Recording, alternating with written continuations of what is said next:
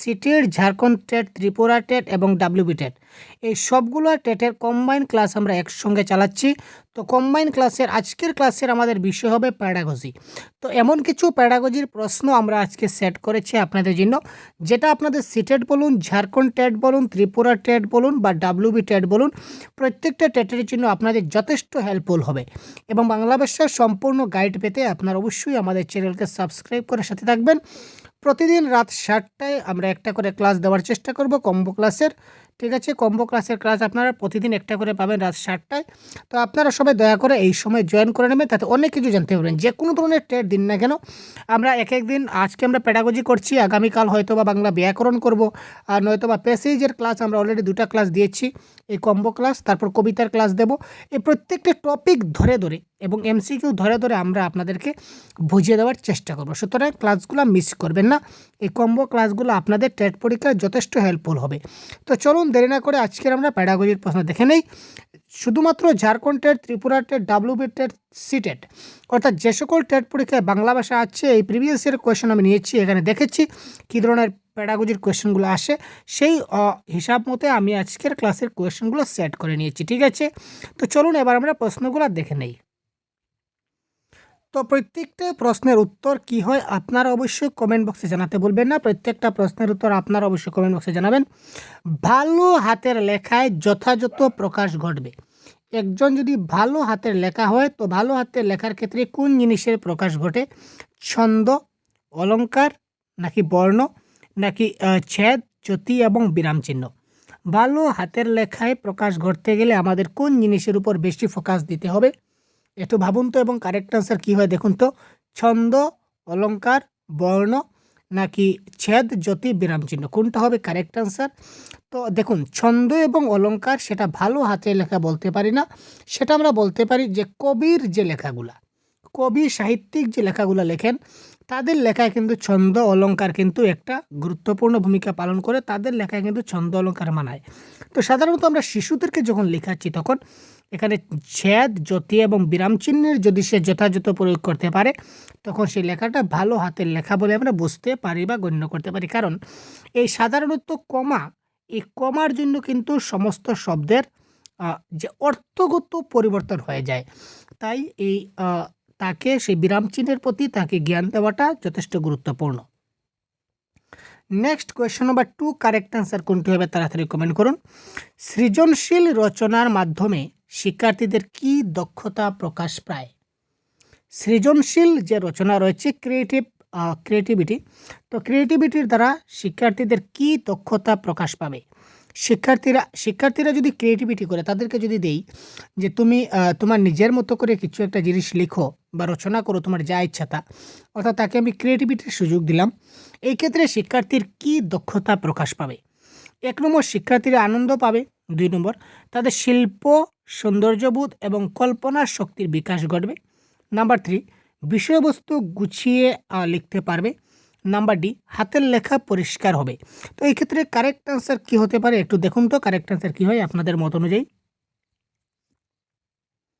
বারবার বলছি, এটা কম্বো ক্লাস, তো বিভিন্ন ধরনের টেট এক্সামে এই ধরনের প্রশ্ন এসে থাকে। তো আমরা যখন কারেক্ট আনসার কী হয় তাড়াতাড়ি বলুন। Yes, good bye. তো দেখুন, সৃজনশীল রচনা বা ক্রিয়েটিভিটি যখন তাকে আমি রচনা দেব, তো ক্রিয়েটিভিটি রচনার মাধ্যমে শিক্ষার্থীদের কী দক্ষতা প্রকাশ পাবে দেখুন। তো ক্রিয়েটিভ রচনা বা যেটা ক্রিয়েটিভিটির যে তাকে আমি দেব, এটার ক্ষেত্রে সে তার কল্পনা শক্তির বিকাশ ঘটাতে পারে, মানে ইমাজিন করতে পারে যে আমি কোন জিনিসটা লিখলে ভালো হবে, কোন জিনিসটা করলে ভালো হবে, সে কল্পনা করতে পারবে এবং তার শিল্প জগৎ, তার মধ্যে যে প্রতিভাটা লুকিয়ে আছে সেটা ফুটিয়ে উঠবে। সুতরাং অপশন নাম্বার বি এই ক্ষেত্রে হবে কারেক্ট আনসার। কিভাবে শিক্ষার্থীদের সাহিত্য সৃষ্টির প্রতি অনুরাগ জন্মে? একটা শিক্ষার্থীর সাহিত্য সৃষ্টির প্রতি অনুরাগ কী করে জন্মে? একজন শিক্ষার্থীর যদি আমি তার সাহিত্য সৃষ্টির প্রতি যদি অনুরাগ জন্মাতে চাই, তাহলে আমায় কী করতে হবে? ভালো কথা বলতে পারলে, ভালো গান গাইতে পারলে, ভালো বক্তৃতা দিতে পারলে, না মননশীল শিখন দক্ষতার ফলে? শিক্ষার্থীদের সাহিত্য সৃষ্টির প্রতি অনুরাগ কী করে আমি জন্মাবো?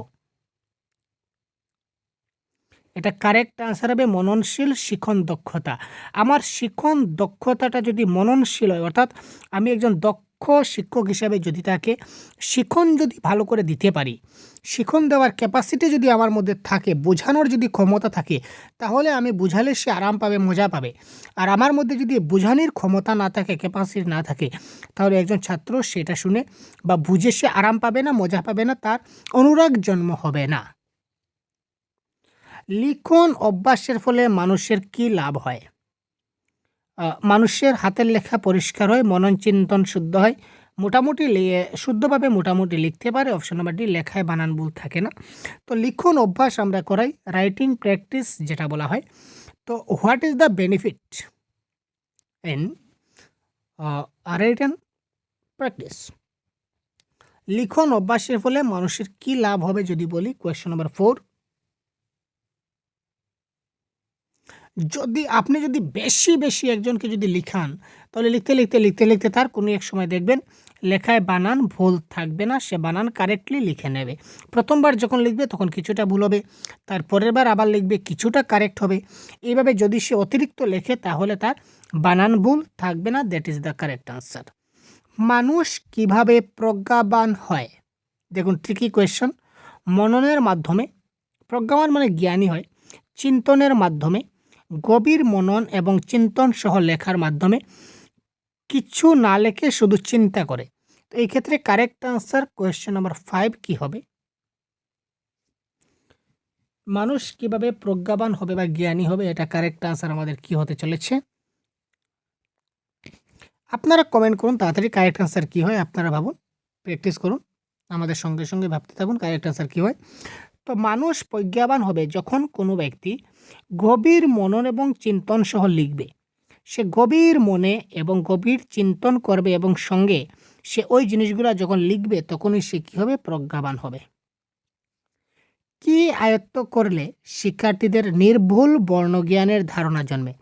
বর্ণজ্ঞানটা সে যাতে নির্ভুল করতে পারে, তার কোনো ভুল হয় না, এই ধারণাটা কি আয়ত্ত করলে তার জন্ম নেবে? এই ধারণাটা, এই কনসেপ্টটা তার কি করে বিল্ড হবে যে সে নির্ভুল বর্ণগুলা বুঝতে পারবে।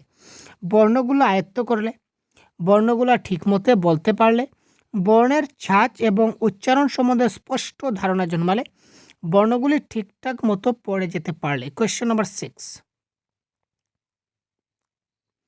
এই বর্ণগুলোর মধ্যে কিন্তু বর্ণের কিছুটা উচ্চারণ আছে, বা বর্ণের যেটাকে ছাঁদ বলে থাকি।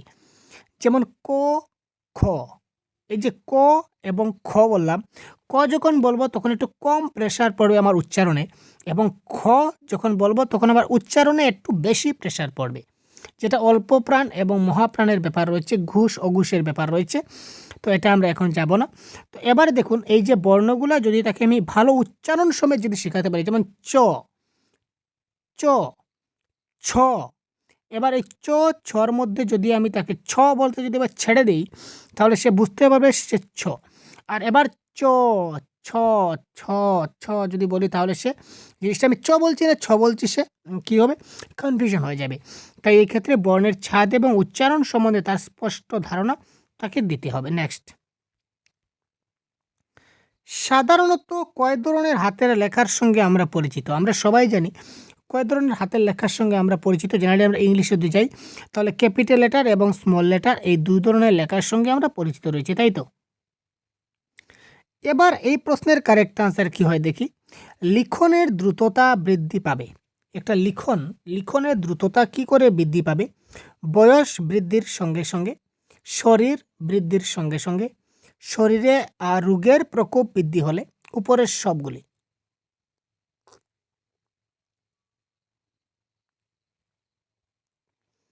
আচ্ছা, শরীরে যদি রোগ বেশি হয়, মনে করুন আমার শরীরে রোগ অনেক বেশি পেয়েছে, আমার লেখা কি এত স্পিডে হবে? মোটেই না। শরীরে রোগ আসবে ভাই, আমি লিখতেই পারবো না। শরীর বৃদ্ধির সঙ্গে সঙ্গে শরীরটা আমার অনেক মোটা হয়ে গেল, তখন আমি কি লিখতে পারবো? লেখার দ্রুততা স্পিড হবে না। তো এই ক্ষেত্রে আপাতত দুটো অপশন যেহেতু কারেক্ট করলাম, তো উপরের দুটো অপশন এলিমিনেট করলাম, তার মানে উপরের সবগুলি হওয়ার তো কোনো চান্সই নেই। তো আলটিমেটলি একটাই অপশন বেঁচে থাকলে এটাই হবে কারেক্ট আনসার, বয়স বৃদ্ধির সঙ্গে সঙ্গে। আর প্যাডাগজির আনসারগুলো আপনারা এইভাবে এলিমিনেশন মেথডের মাধ্যমে আপনারা করবেন, যথেষ্ট হেল্প হবে। লিখনের ক্ষেত্রে স্পষ্টতা হলো লিখনের ক্ষেত্রে স্পষ্টতাটা কি?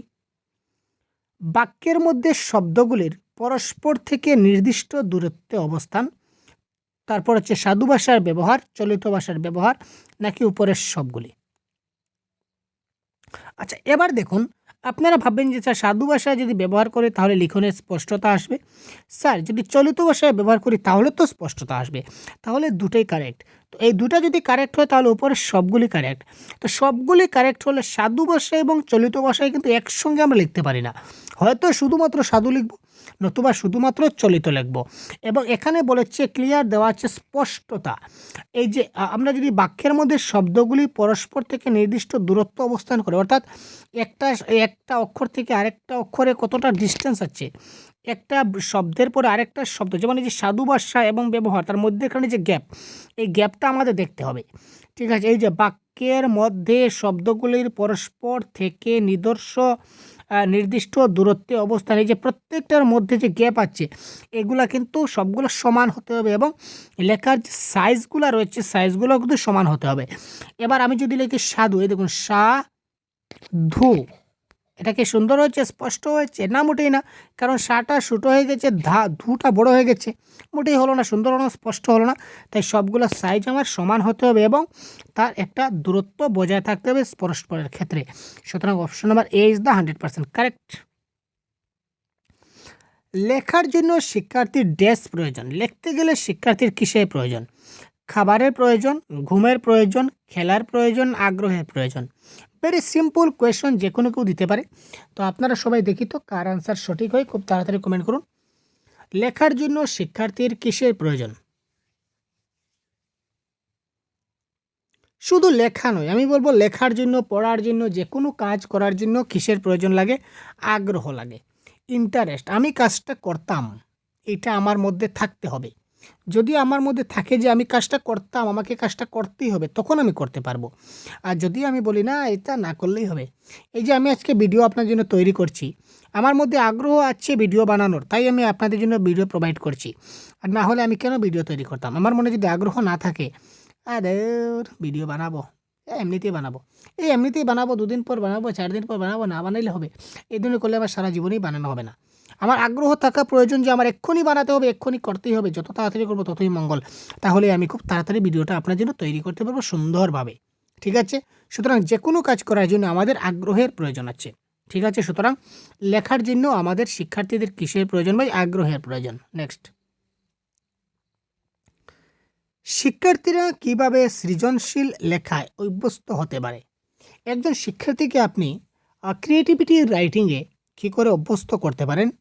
সবসময় এটা ওটা লিখলে, ভাবনা চিন্তা করে নির্ভুলভাবে লিখন চর্চা করলে, মাঝে মাঝে ওটা লিখলে, ভাবনা ছাড়াই কোনো কিছু লিখলে। সৃজনশীল লেখাটা মানে কি? 11, কোয়েশ্চেন নাম্বার 11, খুব তাড়াতাড়ি বলুন, সৃজনশীল লেখাটা মানে কি?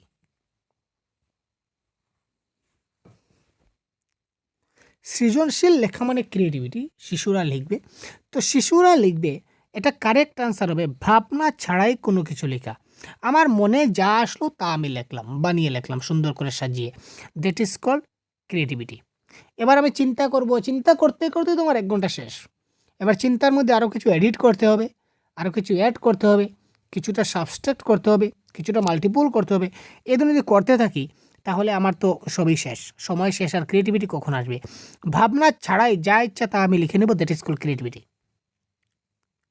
লিখনের একটা বৈশিষ্ট্য হচ্ছে পড়তে পারা, সাহিত্য রস অনুধাবন করা, না স্পষ্টতা, না কোনোটি নয়।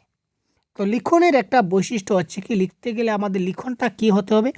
আগে বলেছিলাম লিখনের ক্ষেত্রে কি থাকতে হবে? লেখাটা স্পষ্ট হতে হবে। আমি লিখলাম, আর লেখাটা যদি একজন বুঝতে না পারলো তাহলে সেই লেখার কোনো মানে থাকলো না। তো লিখনের একটা বৈশিষ্ট্য কি? লিখনটা স্পষ্ট হতে হবে। ভাষা ব্যবহারের কৌশল আয়ত্ত হলে শিক্ষার্থীরা কিভাবে উপকৃত হতে পারে? ভাষা ব্যবহারের কৌশল আয়ত্ত হলে শিক্ষার্থীরা কিভাবে উপকৃত হতে পারে? দ্রুত লিখতে পারে, শুদ্ধ লিখতে পারে, দ্রুত পড়তে পারে এবং দ্রুত ও নির্ভুলভাবে লিখতে পারে। কী হবে কারেক্ট আনসার? খুব তাড়াতাড়ি, ভাষা ব্যবহারের কৌশল আয়ত্ত হলে শিক্ষার্থীরা কিভাবে উপকৃত হতে পারে? ভাষা ব্যবহারের কৌশল সে যদি আয়ত্ত করে নেয় তাহলে সে কী করতে পারবে? কোয়েশ্চন নম্বর 13, সে দ্রুত এবং নির্ভুলভাবে লিখতে পারবে। ঠিক আছে, দ্রুত এবং ভাষা ব্যবহার কি করে করতে হবে, অর্থাৎ কি লিখতে হবে, কিভাবে লিখতে হবে যদি আমি জানি তাহলে তো আমি গড় গড় করে লিখে দেবো, তাই না? এই কথাটাই তো বলা হয়েছে ভাই। কার চিহ্নগুলি কোথায় বসে? ডান পাশে, বাম পাশে, ডান ও বাম পাশে, ডান বাম উপরে ও নিচে। কার? যেমন দেখুন আকার আমাদের পিছনে বসছে। যদি বলি উকার আমাদের কি বসছে? উকার আমাদের নিচে বসছে। একার আমাদের সামনে বসে, মানে ডান দিকে বসে। আকার আমাদের ডান দিকে বসে, একার আমাদের বাম পাশে বসে, উকার আমাদের নিচে বসে। রস্বইকার যখন দেই তখন এই ই কারটা আমাদের উপরে বসে। সুতরাং ডান বাম উপর এবং নিচ হবে এই ক্ষেত্রে কারেক্ট আনসার। আচ্ছা, ভাষার কথ্য রূপ কি? তাড়াতাড়ি বলুন। কোয়েশ্চন 15, ভাষার কথ্য রূপ কি? যে ভাষা সবসময় ব্যবহার করে, যে ভাষা মাঝে মাঝে ব্যবহার করে, যে ভাষা বলতে কষ্ট হয়, নাকি যে ভাষা তার কাছে সবচেয়ে স্বাভাবিক এবং ভাবের আদান প্রদানের উপযোগী? তো ভাষার কথ্য রূপ হচ্ছে যে ভাষা তার কাছে স্বাভাবিক এবং আমি ভাবের আদান প্রদানের মাধ্যমে যে ভাষাটা ব্যবহার করি এটাকে কি বলে? ভাষার কথ্য রূপ বলা হয়। আরোহী পদ্ধতিটি মনোবিজ্ঞানসম্মত পদ্ধতি, কারণ এটি অজানা থেকে জানায় নিয়ে যায়, বিমূর্তর থেকে মূর্তর দিকে যায়, এটি জানা থেকে অজানায় যায়, নাকি বিশেষ থেকে সাধারণের দিকে যায়? আরোহী পদ্ধতিটি মনোবিজ্ঞানসম্মত পদ্ধতি, তার কারণ কি? আরোহী পদ্ধতিতে অজানা থেকে জানাই যায় না ভাই, এটা ভুল। এটা জানা থেকে অজানা যায়, বিমূর্ত থেকে মূর্ত যায় না, সেটা মূর্ত থেকে বিমূর্ত যায়। মানে যে বস্তুটা আমার কাছে আছে ওইটা থেকে যেটা নাই ওই কাছে যাব। আর এটা সাধারণ থেকে বিশেষে যাবে, জেনারেল টু স্পেসিফিক, আর নন টু আননোনে যাবে। সুতরাং এটা কারেক্ট আনসার হবে, এটি সাধারণ, এটি জানা থেকে অজানা। আর এখানে অবরোহী পদ্ধতি থাকলে এই তিনটা হবে কারেক্ট, এটা হবে ভুল। এটা হচ্ছে ডিফারেন্স আরোহী অ্যান্ড অবরোহী, ইন্ডাকটিভ অ্যান্ড ডিডাকটিভ অ্যাপ্রোচ যেটাকে বলা হয়। ভাষা শিক্ষার ক্ষেত্রে ব্যাকরণের প্রধান উপযোগিতা কী? এবং টেট পরীক্ষার সমস্ত কোর্স আমরা এই চ্যানেলে প্রোভাইড করে দেবো বাংলা ভাষার। তাই যদি নতুন হয়ে থাকেন অবশ্যই চ্যানেলকে সাবস্ক্রাইব করবেন এবং বন্ধুদেরকে শেয়ার করবেন। ভাষা শিক্ষার ক্ষেত্রে ব্যাকরণের প্রধান উপযোগিতা কী? উদাহরণ সহ সূত্রগুলি অনুধাবন ও প্রয়োগ করা, পাঠ্যক্রমের সঙ্গে মিলিয়ে ব্যাকরণ শিক্ষা করা, সূত্রগুলি মুখস্থ করা, ব্যাকরণের ব্যবহারিক প্রয়োগ শিক্ষা করা। কোয়েশ্চন নাম্বার 17, খুব তাড়াতাড়ি ভাবুন কারেক্ট আনসার কী হয়, কমেন্ট করুন।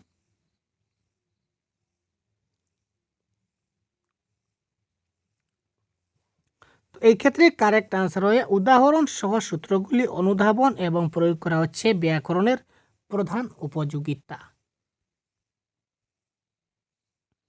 ব্যাকরণ শিক্ষার ফলে ছাত্ররা সঠিকভাবে কী করতে পারে? ব্যাকরণের জটিল নিয়ম বুঝতে পারে, সঠিক বানান লিখতে পারে, উপযুক্তভাবে ভাষা ব্যবহার করতে পারে, উপরের সবগুলি আয়ত্ত হয়। কোয়েশ্চন নাম্বার 18, একটা ছাত্র যদি ব্যাকরণ খুব ভালো করে শিখে নেয় তাহলে তার কি হতে পারে? এস পার অপশন কি হবে কারেক্ট আনসার? অপশন 4 রয়েছে। 4টা অপশন মধ্যে কোনটা কারেক্ট হবে তাড়াতাড়ি বলুন।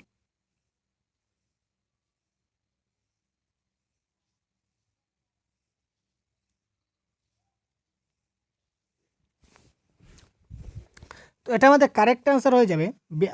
ব্যাকরণ শিক্ষার ফলে ছাত্ররা সঠিকভাবে ব্যাকরণের নিয়ম বুঝতে পারে, এটাও কারেক্ট। সঠিক বানান লিখতে পারে, এটাও কারেক্ট। উপযুক্ত ভাষা ব্যবহার করতে পারে, এটাও কারেক্ট। সুতরাং উপরে সবগুলি আয়ত্ত হয়, এটাও কারেক্ট। সুতরাং option number 4 is the right answer of this question. বিশ্লেষণ পদ্ধতি। বিশ্লেষণ পদ্ধতি মানে কি?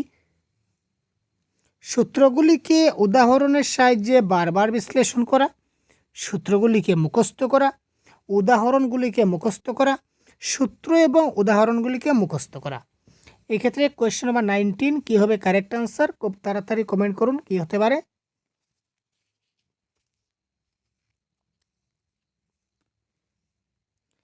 দেখুন, মুখস্থ করা হচ্ছে প্যাডাগজির ভাষায় নেগেটিভ ওয়ার্ড। আপনারা যখনই মুখস্থ পাবেন তখনই সঙ্গে সঙ্গে এইগুলোকে আপনি কি করবেন? কেটে দেবেন। এইগুলো আপনার কারেক্ট আনসার হবে না। সুতরাং এই ক্ষেত্রে কারেক্ট আনসার হবে সূত্রগুলিকে উদাহরণের সাহায্যে বারবার বিশ্লেষণ করা হবে। Correct answer. অবরোহী পদ্ধতির বৈশিষ্ট্য কি? অবরোহী পদ্ধতি, আগে আমরা আরোহী ছিলাম, এবার হচ্ছে অবরোহী। ভাষায় ব্যাকরণকে অনুসরণ করে, ব্যাকরণ ভাষাকে অনুসরণ করে, শিশু কিশোরের পক্ষে উপযোগী, ব্যাকরণ পাঠকে আকর্ষণীয় করে। তো কোয়েশ্চেন নাম্বার 20 কারেক্ট আনসার হবে ভাষায় ব্যাকরণকে অনুসরণ করে। ঠিক আছে, তো এই ছিল আজকের ক্লাসের টোটাল 20টি প্রশ্ন এবং এই হচ্ছে 20টি প্রশ্নের আনসার কি, এবং বাংলা ভাষার সম্পূর্ণ ক্লাস, সম্পূর্ণ পিডিএফ, সম্পূর্ণ প্রিভিয়াস কোয়েশ্চন, সম্পূর্ণ গাইড, আপনারা মক টেস্ট যা যা লাগে আপনারা সব আমাদের সহজগুরু ইউটিউব চ্যানেলে পেয়ে যাবেন। সুতরাং আপনারা যদি এখনও চ্যানেলকে সাবস্ক্রাইব করে না থাকেন অবশ্যই চ্যানেলকে সাবস্ক্রাইব করবেন, এবং বাংলা ভাষার কোথায় আপনাদের সমস্যা হচ্ছে, কোন টপিকের ক্লাস চাই, মক টেস্ট চাই, কী চাই, পিডিএফ চাই, যা দরকার হয় কমেন্ট বক্সে জানাবেন, আমরা আপনাদেরকে যতটুকু সম্ভব আমরা সাহায্য সহযোগিতা করে দেব। ঠিক আছে, তো পরবর্তী অন্য একটা ক্লাসে আবার কথা বলছি, ততক্ষণ ভালো থাকুন, সুস্থ থাকুন। জয় হিন্দ, ধন্যবাদ।